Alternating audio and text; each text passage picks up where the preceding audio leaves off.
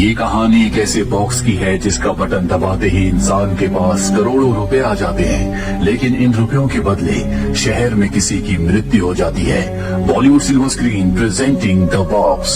एक घर जिसमें नॉमा अपने हस्बैंड और अपने बेटे के साथ रहती है। सुबह सुबह कोई उनके घर की बेल बजाता है और जब वो बाहर जाकर पीप होल से बाहर देखती है तो एक काले रंग की गाड़ी वहाँ से गुजर जाती है। वो दरवाजा खोलती है, वहाँ पर एक बॉक्स होता है। वो उस बॉक्स को घर के अंदर ले आती है। नॉमा का हस्बैंड और उसका बेटा भी आ जाता है, जिसके बाद ये उस बॉक्स को खोलते हैं जिसके अंदर एक और लकड़ी का बॉक्स है जिसके ऊपर एक लाल रंग का बटन भी है।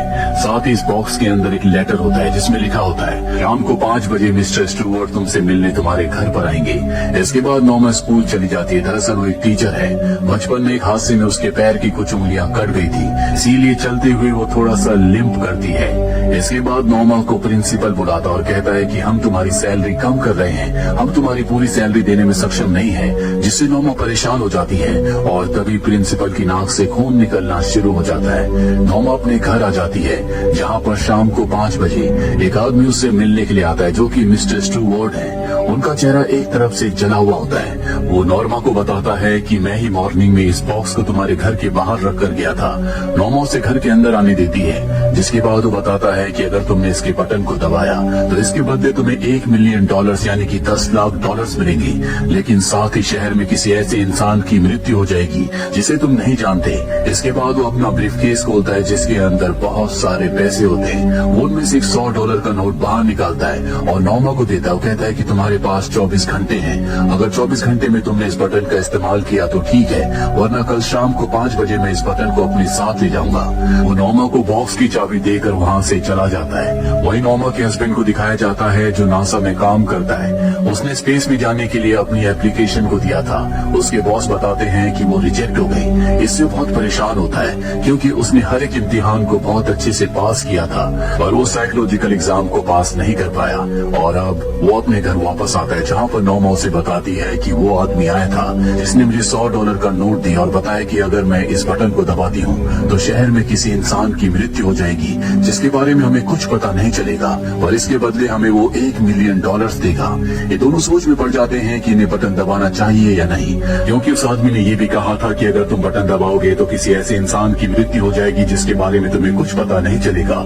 नॉर्मा का हस्बैंड कंफ्यूज होता है, लेकिन नॉर्मा को पैसों की जरूरत है, इसीलिए वो बॉक्स को चाबी से खोलने के बाद बटन दबा देती है। शाम को ठीक 5 बजे मिस्टर स्टुअर्ट इनके घर पर आते हैं, जो इन्हें एक ब्रीफकेस देते हैं जिसके अंदर $1 मिलियन होते हैं। नॉर्मा के हस्बैंड को अपनी आंखों पर विश्वास नहीं होता, उसे सब कुछ गलत लग रहा होता है। मिस्टर स्टुअर्ट उस बॉक्स को लेकर घर से बाहर निकल जाते हैं। नॉर्मा का हस्बैंड उनके पीछे उनके पैसे लौटाने के लिए जाता है, लेकिन तब तक वो अपनी कार से यहाँ से निकल जाते हैं, पर ये उसकी कार के नंबर को नोट कर लेते हैं। वहीं शहर में घर से गोली चलने की आवाज आती है। पुलिस वहाँ पहुँचती है। वो देखती है कि घर में एक लेडी की डेड बॉडी है, और जब वो इन्वेस्टिगेशन कर रहे होते हैं तभी बच्ची के चीखने की आवाज आती है जो कि ऊपर वॉशरूम से आई थी।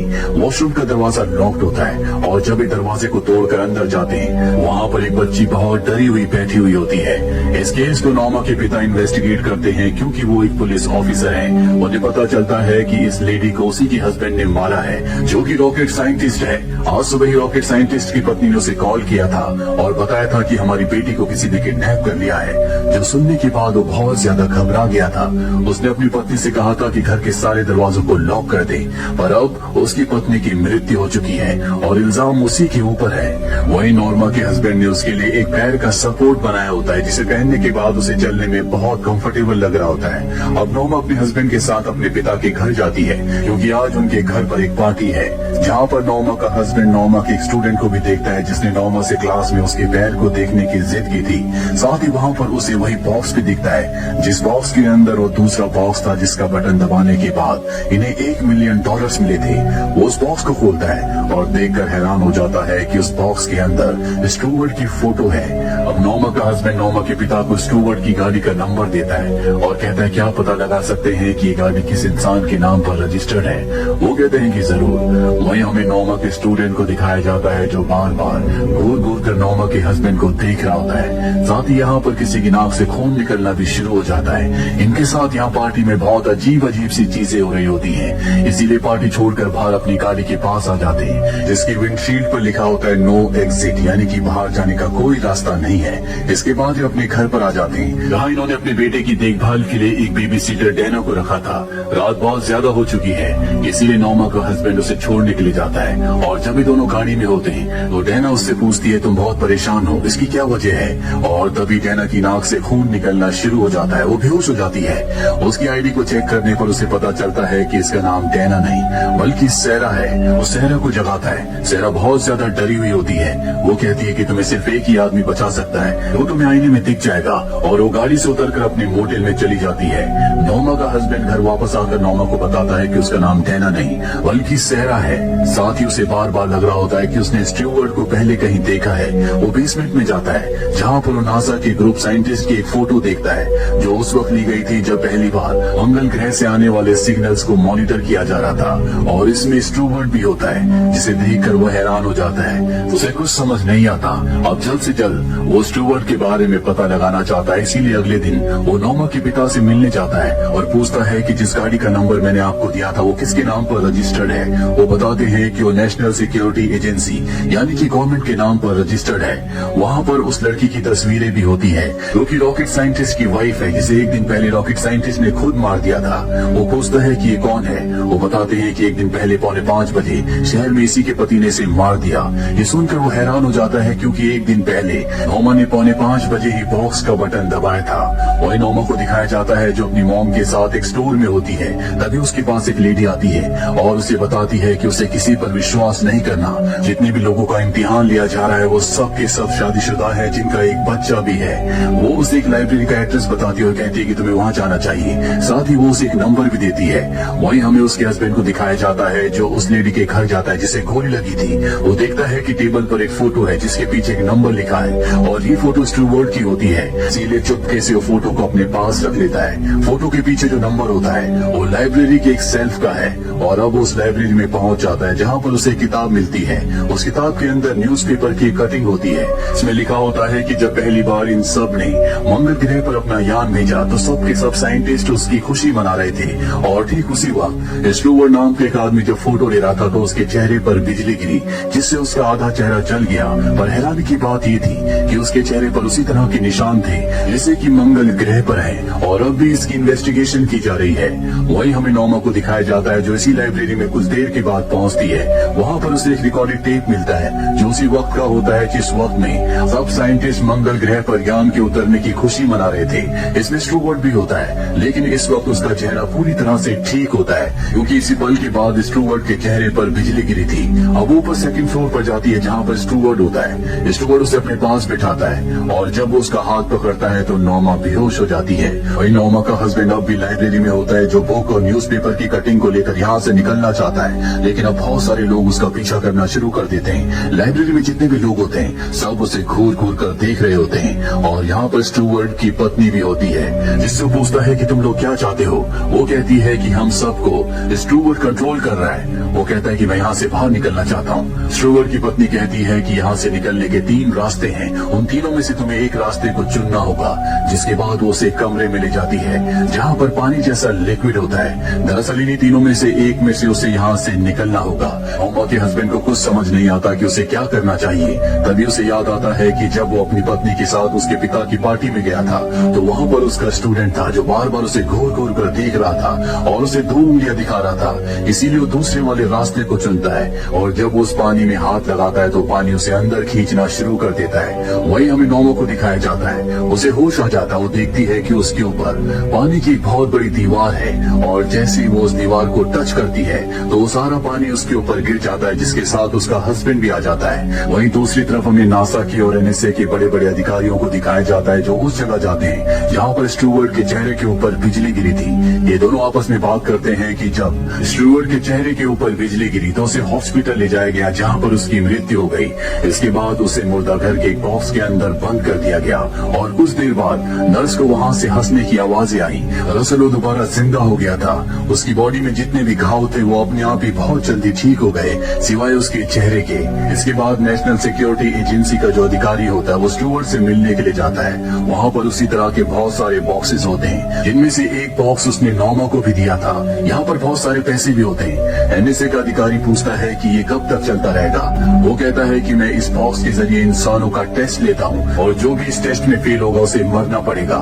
ये टेस्ट मैं उसी वक्त खत्म करूंगा जब इंसान बटन को दबाना बंद कर देंगे। वही हमें नॉर्मा और उसके हस्बैंड को दिखाया जाता है जो पार्टी में गए होते हैं और तभी अचानक से उसके हस्बैंड की तबीयत खराब होना शुरू हो जाती है। उसकी नाक से खून निकलने लगता है, वो बाहर चला जाता है। उसका बेटा जब अपने पिता को बाहर जाते हुए देखता है तो वो भी उनके पीछे आता है और अब नॉर्मा भी अपने बेटे के पीछे आ जाती है। नॉर्मा का हस्बैंड जब बाहर होता है तो उसके पीछे आकर रॉकेट साइंटिस्ट उसके ऊपर गन तान देता है जिसने अपनी पत्नी का कत्ल किया था और कहता है कि तुम्हें मेरे साथ मेरी गाड़ी में चलना होगा।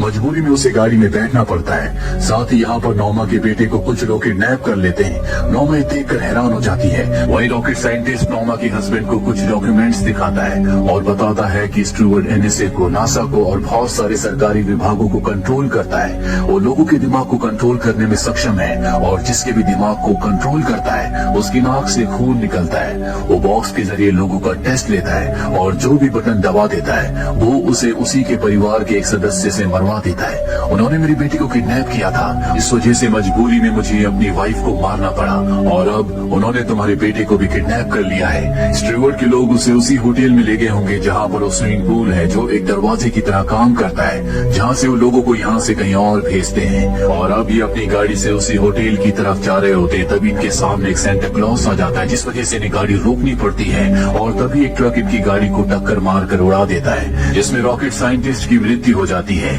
लेकिन नॉर्मा का हस्बैंड बच जाता है। उसे कुछ मिलिट्री के लोग अपने साथ नासा के वेयर हाउस ले जाते हैं, जिसके बाद नॉर्मा को और उसके हस्बैंड को काले रंग की गाड़ी से इनके घर के बाहर छोड़ दिया जाता है। और जब ये घर के अंदर जाते हैं तो वहाँ पर स्टुअर्ट बैठा होता है। नॉर्मा पूछती है कि मेरा बेटा कहाँ पर है। वो कहता है कि मैं जल्दी बता दूंगा, मुझे तुम दोनों से बहुत उम्मीदें थी। मुझे लगा था कि तुम बटन नहीं दबाओगे, लेकिन तुमने बटन दबाकर मुझे निराश किया। इस वक्त तुम्हारा बेटा ऊपर वॉशरूम में है जो ना देख सकता है और ना ही सुन सकता है। और अब तुम्हारे पास दो ऑप्शन है। तुम अपने पास $1 मिलियन रख सकते हो जिससे तुम्हारी जिंदगी बहुत अच्छी रहेगी, लेकिन तुम्हारा बेटा जिंदगी भर ना देख पाएगा ना सुन पाएगा। और अगर तुम चाहते हो कि तुम्हारा बेटा पहले की तरह नॉर्मल हो जाए तो तुम्हें अपनी पत्नी नॉर्मा को मारना होगा क्योंकि उसने बटन दबाया था। यही हमारा रूल है। नॉर्मा का हस्बैंड सुनकर बहुत गुस्से में आ जाता है। वो उसके ऊपर गन तान देता है। स्टुअर्ट कहता है कि मुझे मारने से कोई फायदा नहीं होगा, तुम्हारा बेटा ठीक नहीं हो सकता। उसे ठीक करने का एक ही रास्ता है कि तुम्हें नॉर्मा को मारना है। ये कहकर वहाँ से चला जाता है। नॉर्मा अपने बेटे को इस हालत में नहीं देख सकती। वो तय करती है कि वो खुद का सेक्रीफाइस करेगी। वो अपने हस्बैंड से कहती है कि तुम्हें मुझे गोली मारनी होगी।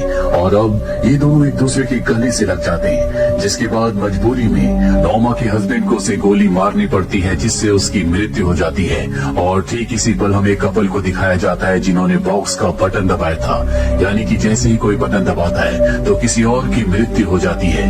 नॉर्मा की मृत्यु के बाद उसका बेटा पूरी तरह से नॉर्मल हो जाता है और अब नॉर्मा के हस्बैंड को नॉर्मा के कत्ल के इल्जाम में एनएसए अपने साथ ले जाती है। वॉयम स्टुअर्ट को दिखाया जाता है जो किसी के घर के बाहर बॉक्स रखकर वहाँ से निकल जाता है। तो ये थी पूरी कहानी इस फिल्म की। ये कहानी हमें ह्यूमन नेचर के बारे में बताती है कि ह्यूमंस अपने लालच के लिए, अपने फायदे के लिए दूसरों की जिंदगी की परवाह नहीं करती, लेकिन जब अपनों की जिंदगी की बात हो तो वो अपने प्राणों को भी न्यौछावर कर देते हैं। जहाँ तक हमें स्टुअर्ट को दिखाया जाता है तो उसे देखकर ऐसा लगता है कि उसके ऊपर एलियंस ने अपना पूरी तरह से कंट्रोल कर लिया था, जो कि ह्यूमंस का टेस्ट ले रहे थे। जो बटन दबाकर टेस्ट में फेल हो रहे थे वो उनका खात्मा कर रहे थे। हो सकता है कि वो चाहते हो कि अर्थ पर सिर्फ ऐसे लोग रहें जो कि सेल्फिश ना हो, जो दूसरे इंसानों की जिंदगी को, उनके दर्द को, उनकी तकलीफों को समझ सके। लेकिन शायद ये होना इतना आसान नहीं है। आपकी इस बारे में क्या राय है कमेंट बॉक्स में जरूर लिखें। उम्मीद करते हैं कि ये कहानी आपको पसंद आई होगी।